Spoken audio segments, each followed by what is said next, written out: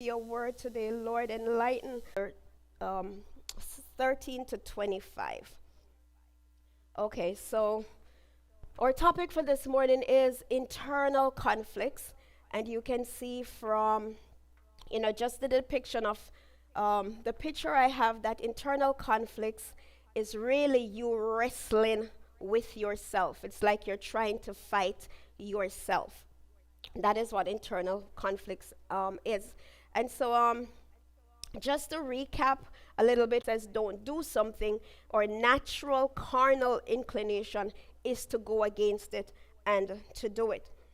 So then Paul anticipates, we're going to start in verse 13, that much fine gold and, sweeter than honey and the honeycomb. David loved the law of God, and he said of the law of God, and the unforgiveness. Sin wants to dig its teeth into you, and don't become dead in sin. Don't be, as much as the law is good, it is spiritual, it cannot save you.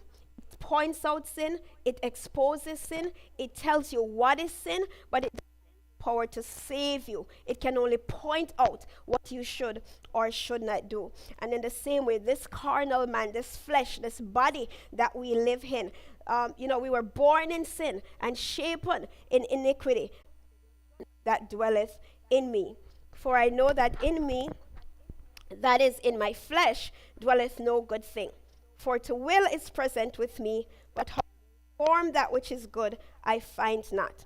For the good that I would do not, for the good that I would, I do not. But the evil which I would not, that I do.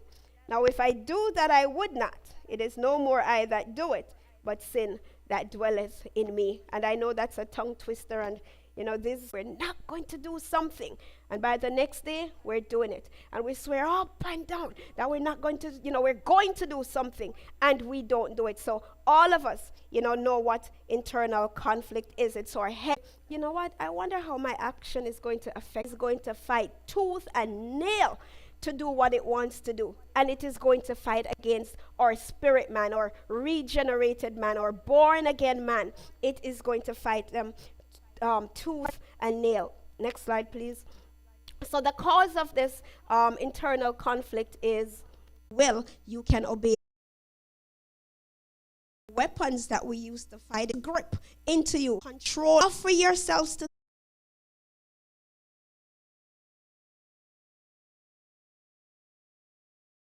problem of what I will to do, that I do not practice. But he says I will to do it, which means he has a desire to do it.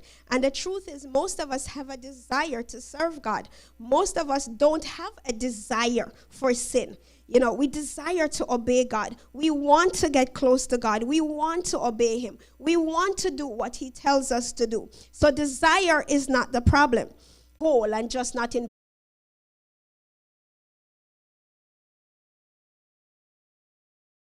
even understand peace. So peace comes from the Prince. We don't override it with our will, because the truth is we have a free will. Holy Ghost or no Holy Ghost, we can choose. I can have the Holy Ghost and still lie to you and still do whatever I want to do. But when I'm yielded, when I'm submitted to the Holy Ghost, when I'm obeying that voice, Jesus in me, that he has over sin, we have that power. We have that Holy Ghost in us. We have access to that power to overcome sin. And so we shouldn't be grappling really with sin. Sin shouldn't be a body of death on us. We shouldn't be doing, I'm not saying we're not going to sin sometimes and fall, whatever, but we shouldn't be continuously sinning. If we feared God and that Holy Ghost is active in us and we are submitted to that Holy Ghost, sin wouldn't have dominion over us. And so we just have to learn how to use or enact or help us to utilize this power that we have to overcome sin, God, because we do not want to sin against you, Jesus. We want to hide your word in our hearts, God, so that we obey you, not out of fear, but out of love. We want to do those things that are right and that are pleasing